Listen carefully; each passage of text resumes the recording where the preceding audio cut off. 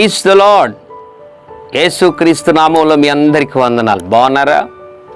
ఏం బాగో ఏమో, జీవితంలో ప్రతి అడుగు ఒక అవసరతలోనే ఉన్నాం.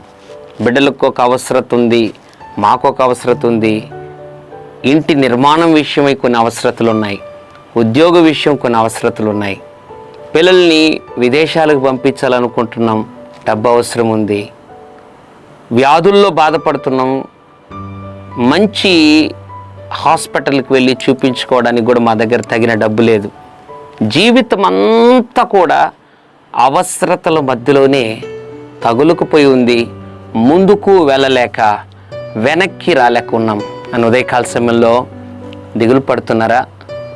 అటువంటి జవాబు ఒకవేళ నేను మిమ్మల్ని అడిగితే ఇచ్చేవారుగా ఉన్నారా?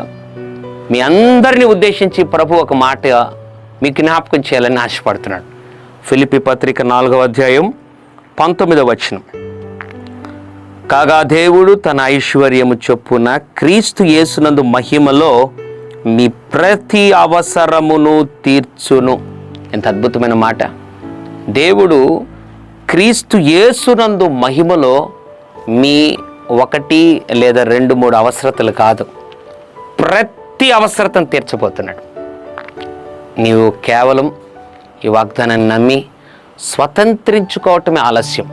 దేవుడు ప్రతి అవసరం, కుటుంబంలో ఎన్ని అవసరతలు ఉన్నాయో, పరిచర్యలో, వ్యాపారంలో, బిడ్డల జీవితంలో, నీ వ్యక్తిగత జీవితంలో ఎన్ని అవసరతలు ఉన్నాయో దేవుడంట ప్రతి అవసరతను తీర్చబోతున్నాడు.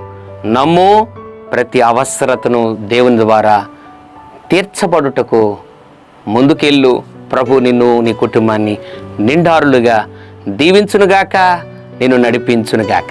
పరిశుద్ధుడ తండ్రి, క్రీస్తు యేసునందు మహిమలో ప్రతి అవసరతను తీరుస్తావు అని ఉదయకాల సమయంలో వాగ్దానం చేసినందుకు వందనాలు. ఎంతమంది అయితే అవసరతలలో ఉన్నారో వారి అవసరతలన్నీ తీర్చి ప్రభువా మీరు మహిమ పొందమని యేసు నామములో ప్రార్థిస్తున్నాము తండ్రి. ఆమెన్. God bless you.